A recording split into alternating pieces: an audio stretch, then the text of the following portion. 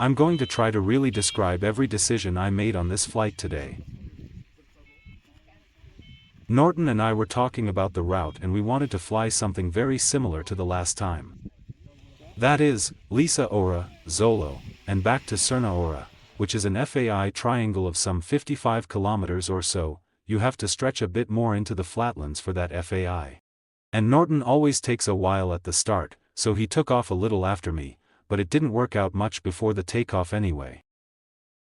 We could see the wings holding, but they were only rising 100 to 200 meters above the takeoff at most. Nobody was flying off, so it was pretty futile. Approaches should have been about 1,700 in the flatlands, more in the mountains of course, then towards the end of the day maybe 2,200, but even that 1,700 is awfully low for the Krkonoše, because the takeoff is 1,200 and 500 meters above that terrain. That's not much at all.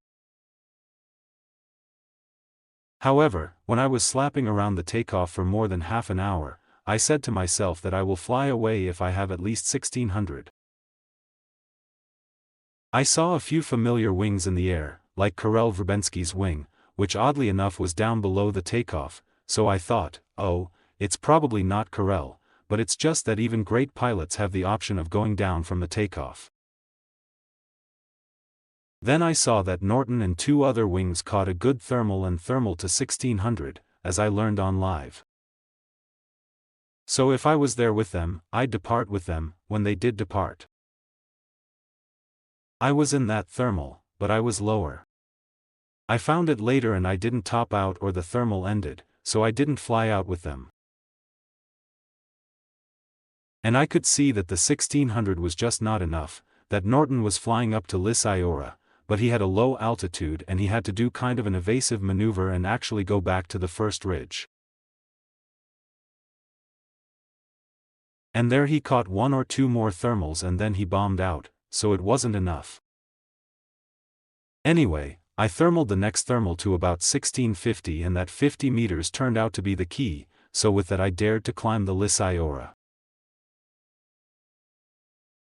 I also had the advantage that Karel was ahead of me, who found a thermal very quickly, and thanks to that we got up to some 1,750 now, so it was good. It's very flat up there at Lisa Ora. There's not much to slip out of if you get low. I've landed up there once before too, so it was actually at the limit of what you can do with the height up here, yeah.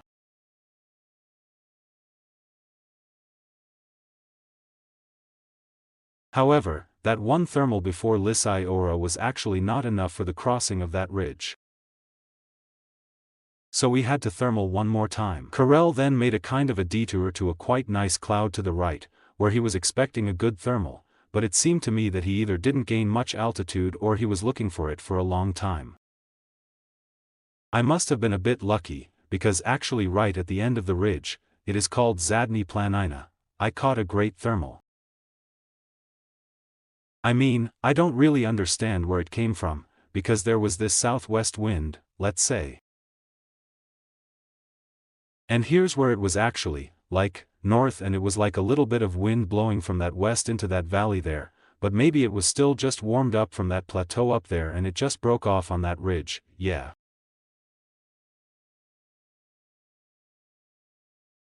So that's probably the explanation for why there was a thermal.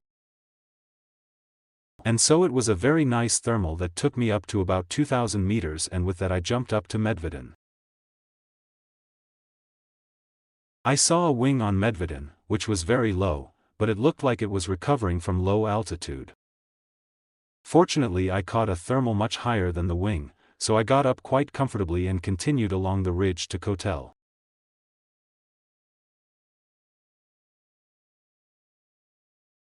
Where Karel made an interesting evasive maneuver.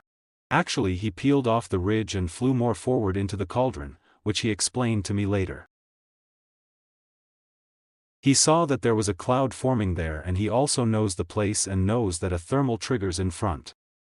I know that spot a little bit too, and I know that just right at that ridge by Kotel, it doesn't work that well.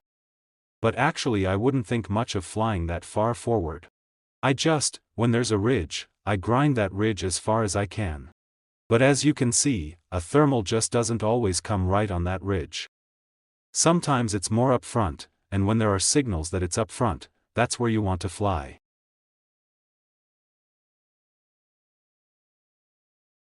There was a nice cloud street up on the right and I was considering trying to go under it, but I didn't dare because it's deeper in the mountains. However, the ridge there is very faint, it's very shallow, so I was thinking if I can't stay under those clouds, it's going to be very hard down there.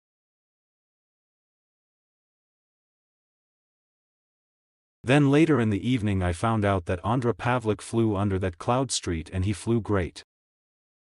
Yeah, he was still holding an altitude of about 2000, which I only actually reached about twice that day, so it was good, but I say like he was flying well and that he was holding very high. Once you would drop a little bit lower there, I think it would have been really hard. I didn't pick up much altitude. I jumped onto Lisa Ora and then I knew from the forecast that by the afternoon around maybe 2 o'clock, which was an hour or so from now, that high clouds were going to come in and I could see that it was really coming in from the west just like the forecast said it would.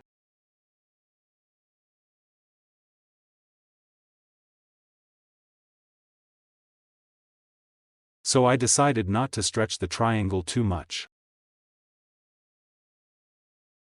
I just flew by the ridge near Lisa Ora. Last time I actually flew that front ridge and then it's taking unnecessary mileage out of that FAI triangle. For that FAI triangle, you actually need to stick that first turn point here as far back into the mountains as possible, as far north as possible. Then the second turn point, too, so you don't have to push forward too much into the flatlands. So this time I flew along the higher ridge, which leads a bit more into the mountains.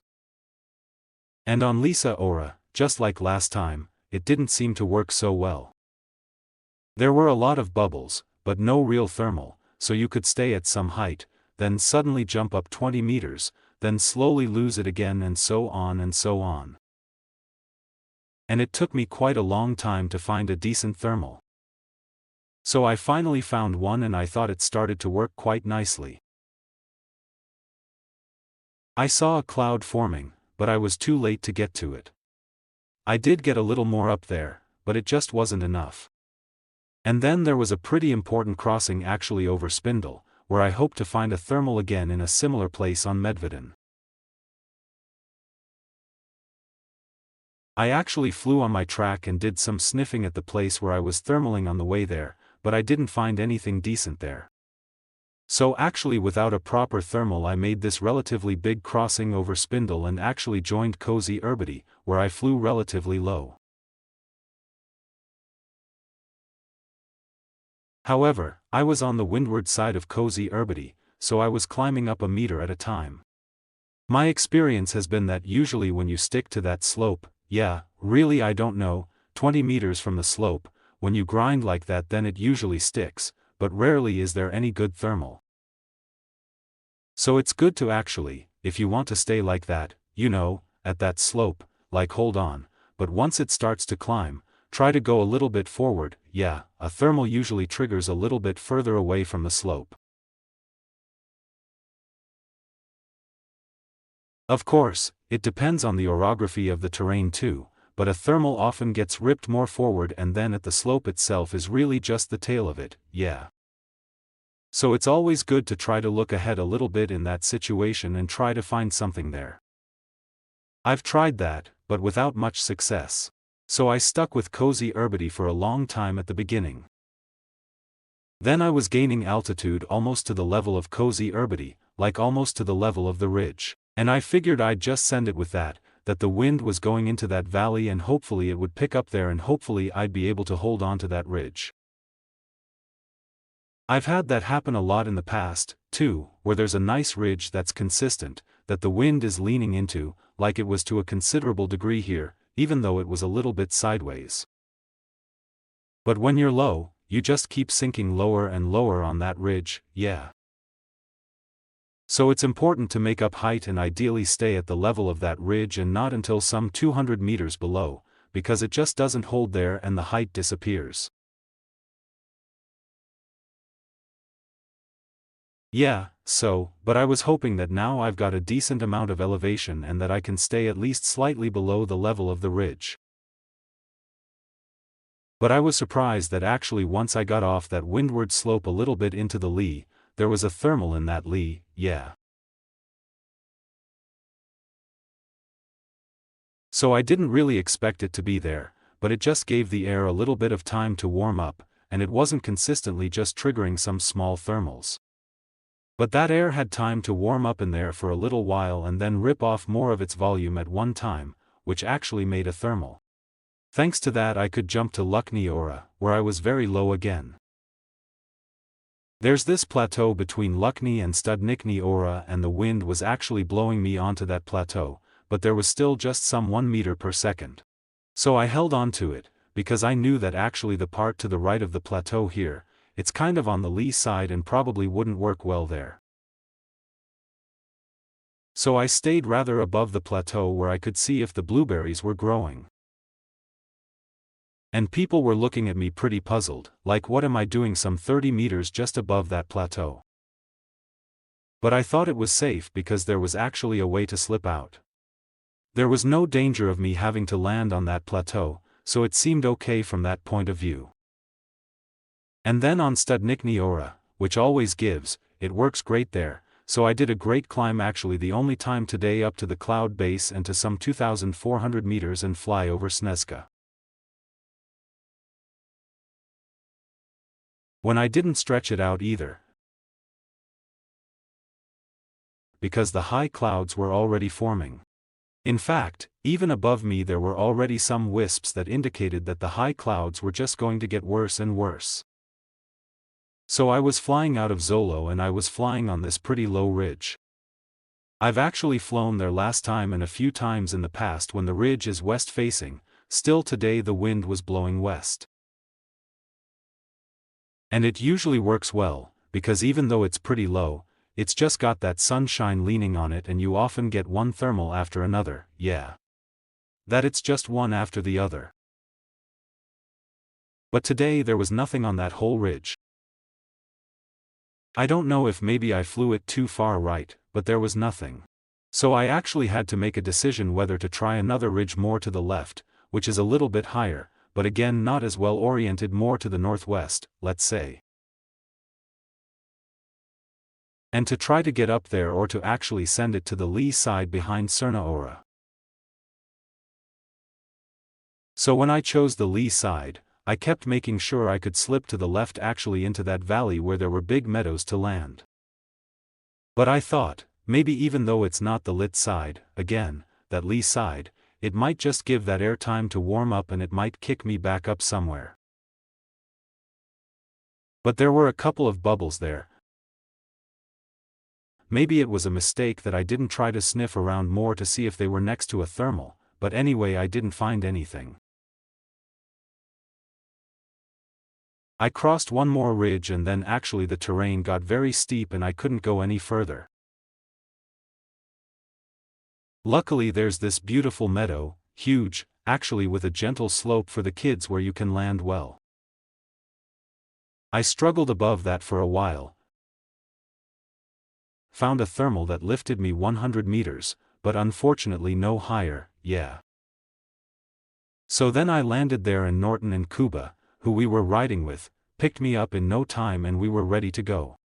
So a very interesting day. By comparison, Karel flew something like 100 kilometers FAI that day. I said, I actually cut it short on purpose so I wouldn't get grounded by the high clouds. Which grounded me.